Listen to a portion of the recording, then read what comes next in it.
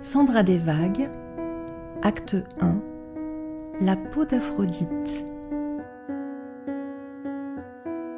Con ne viendrait pas du tout de cuniculum, lapin, mais du latin classique cunus, avec 2 N, qui signifie, lui, gaine, fourreau, et par extension, selon l'éminent linguiste Ferdinand de Saussure, le sexe féminin.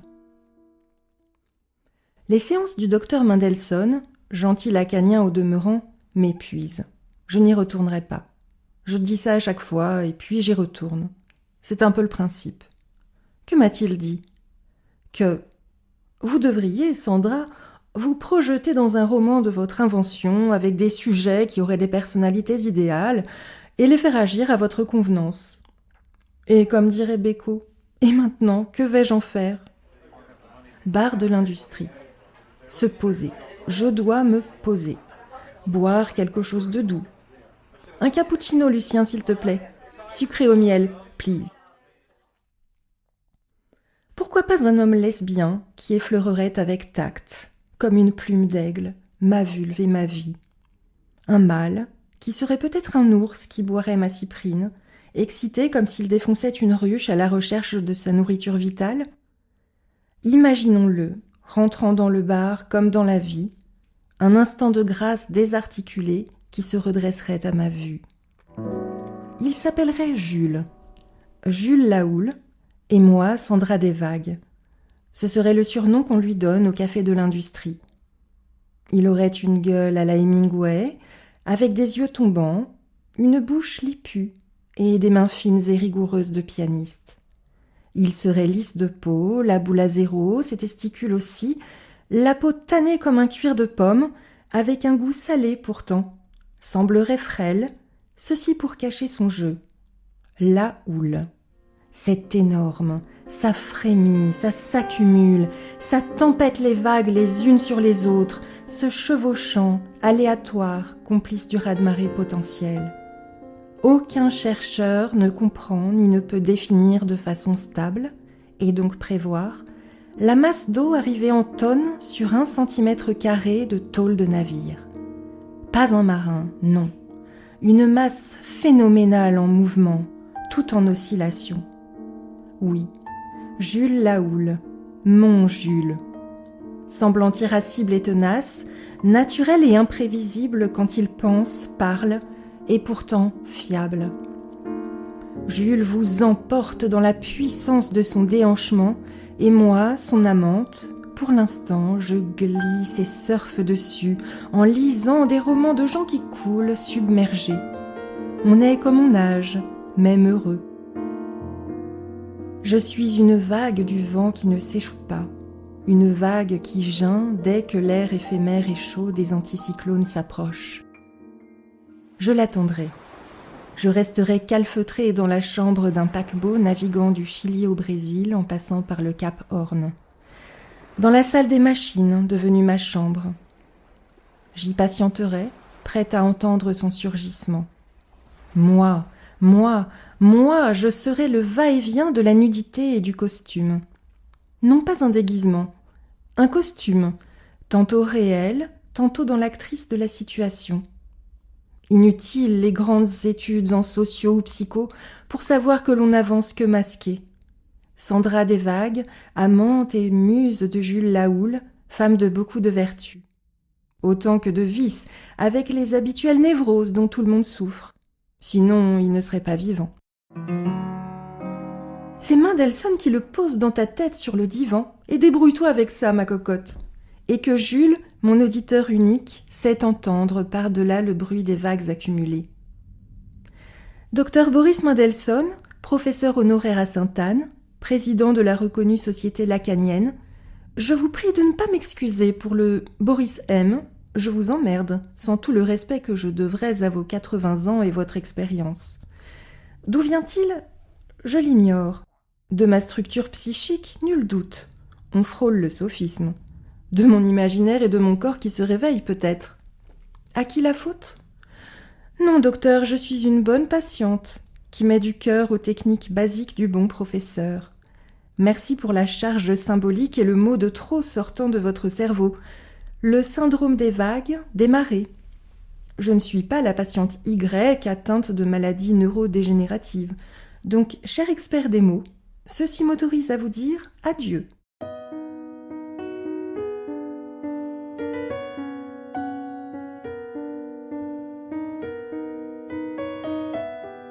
C'est sûr, il n'a pas apprécié que je rencontre mon Laoul, mon tempétueux Jules, dans ce bar où nous avons bu des shots de café glacé sucré, mélangés à du citron vert et une pointe de sel, bu cul sec pour que nos langues soient des déferlantes de galoches en sentant le vent chaud sur le ponton d'un paquebot. Nous nous en sommes roulés des flots, nous nous sommes plottés sous nos pulls, nous avons glissé nos mains sous nos vêtements, à même le sexe, car ni lui ni moi ne portons de sous-vêtements. Correspondance immédiate de nos humidités. Ma vulve n'était que perle de désir, son méa sentait l'humus. J'eus l'envie qu'il me rejoigne au sous-sol dans les toilettes. Peut-être pas la première heure, me suis-je dit, et j'ai ri.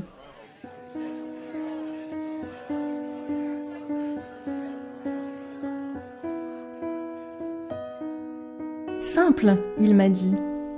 Il fait toujours beau sur tes lèvres. Ta salive porte la vague du vent née d'une alizée au-dessus de l'Argentine. Ven a dormir conmigo, no haremos el amor, él nos hará.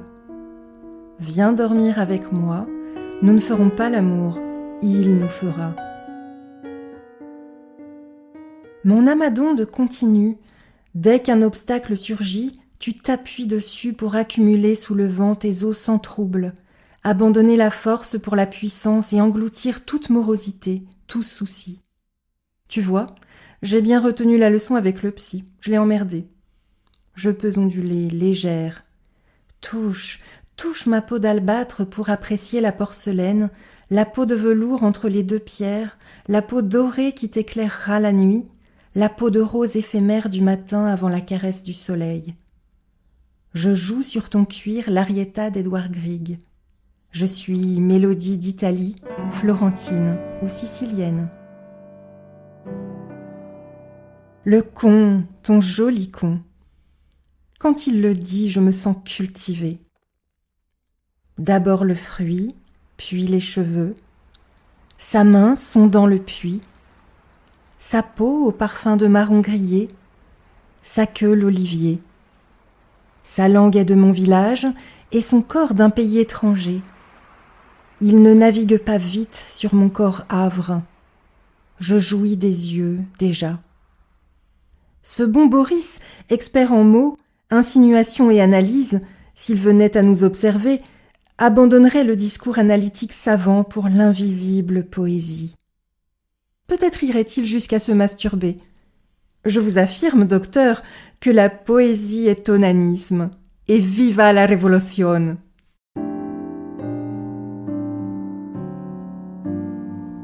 Jules est fougueux. Je le mate. Dans la chambre au-dessus du bar, une ancienne chambre de prostituée, un double miroir sur une antique armoire normande en noyer. Les boas ont-ils des écailles ? 100 selon les espèces. Son sexe est reptile. Ma gourmandise débridée le métamorphose en branche de chêne. La pluie a son odeur.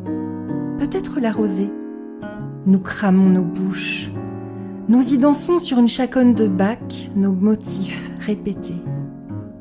Elle réveille les pores comme oasis d'attache, petites agrafes charnelles, toutes agrippées, en osmose les unes aux autres. Le soleil n'y est pour rien. Nous sommes daguerréotypes d'une chambre obscure, repeint par Édouard Degas.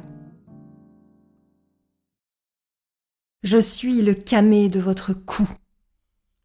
Il jouit dans ma virgule et finit de se répandre sur le littoral de la langue bandante de ce visage émacié, mien.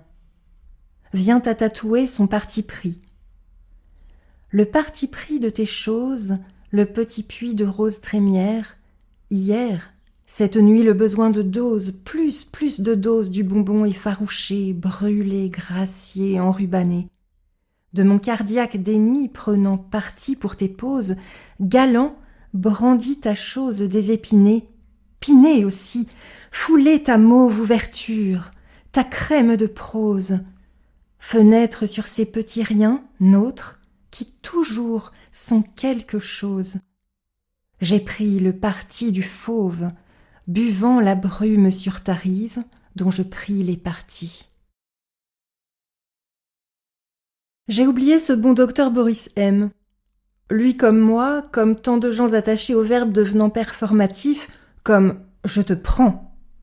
Connaissons ce rapport entre la bouffe, le cannibalisme et la chose.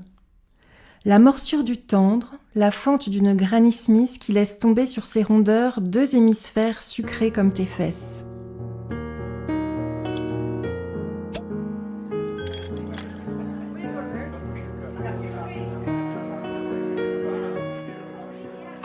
Le jour se lève. Les réguliers s'approprient le bar de l'industrie avec sa mécanique générale du matin. Beurré café, calvados et demi sans mousse Lucien, pour les assoiffés de biture et d'ennui, promeneurs de canins ayant bugué avec leur libido. Jules Mahoul me mate dans l'ex-caboulot. Il ne me regarde pas, il me mate. De mes Doc Martens 1460 Vonda Boots à fleurs, à mon chemisier sage Anne Fontaine-Nohan et mes petits pédoncules de cavaillon derrière la maille semi-transparente, tétine qui avant n'était que caillou.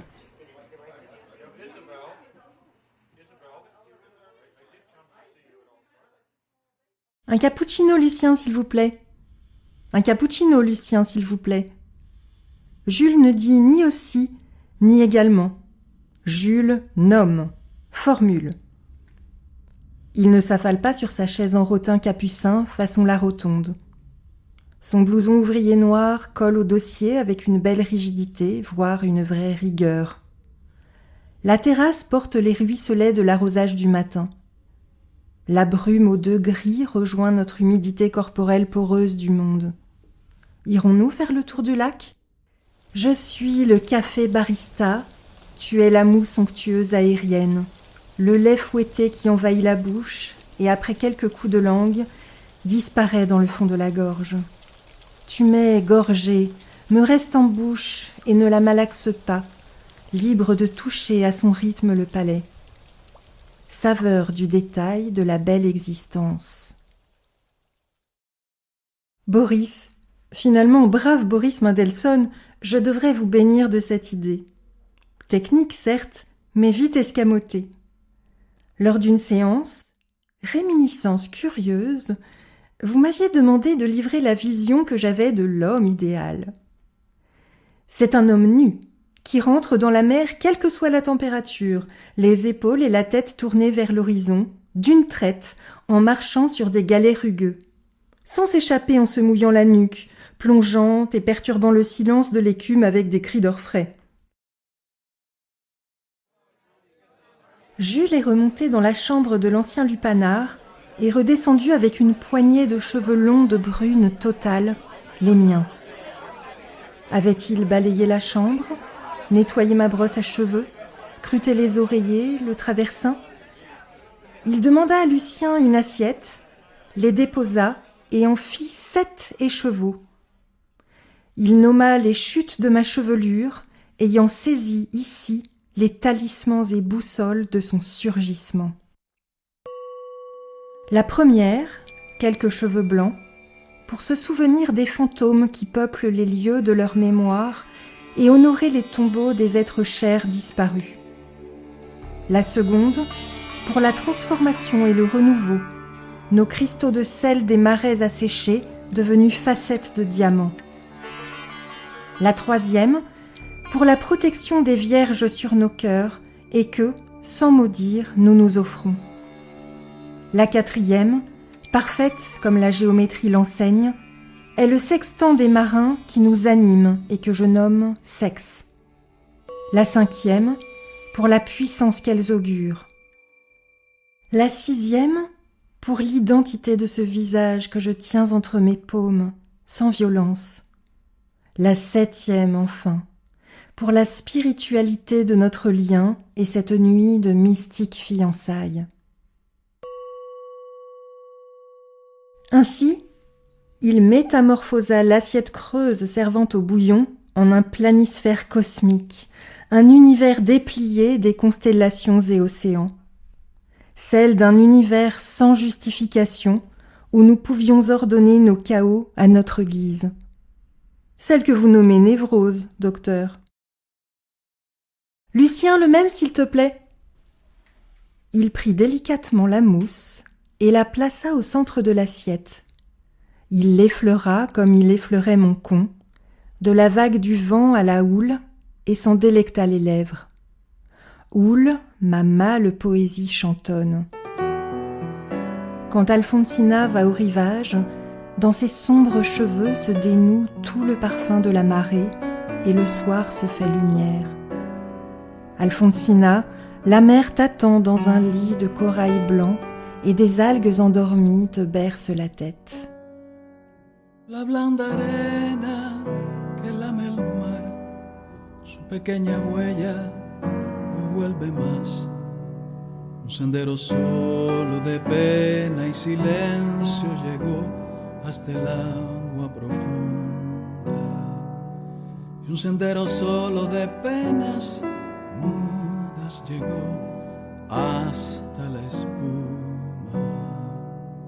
Sabe Dios qué angustia te acompañó, qué dolores viejos cayó tu voz, para recostarte arrullada en el canto de las caracolas marinas, la canción que canta en el fondo oscuro del mar, la caracola. Te vas, Alfonsina, con tu soledad, qué poemas nuevos fuiste a buscar, una voz antigua de viento y de sal te requiebra el alma y la está llevando, y te vas hacia allá como en sueños dormida Alfonsina vestida de mar.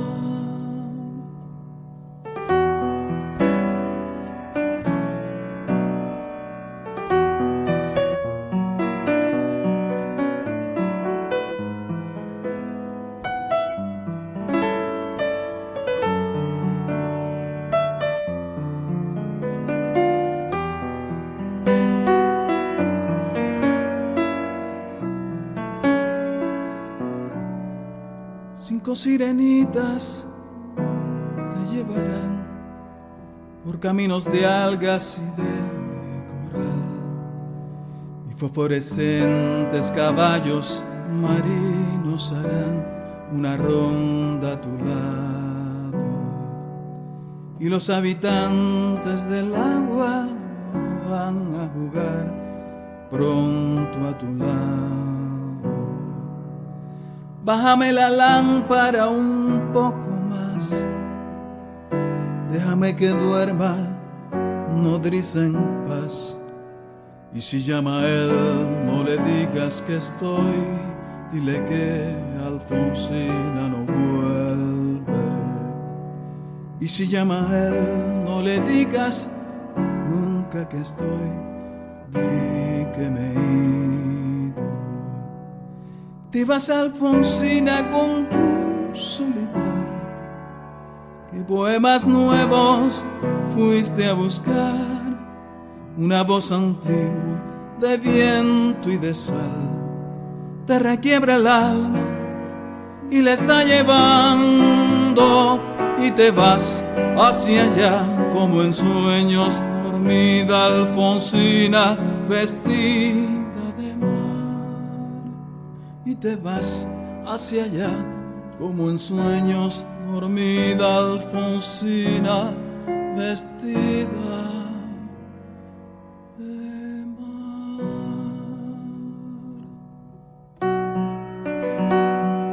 Quand Alfonsina va au rivage, dans ses sombres cheveux se dénoue tout le parfum de la marée, et le soir se fait lumière. Alfonsina, la mer t'attend dans un lit de corail blanc, et des algues endormies te bercent la tête.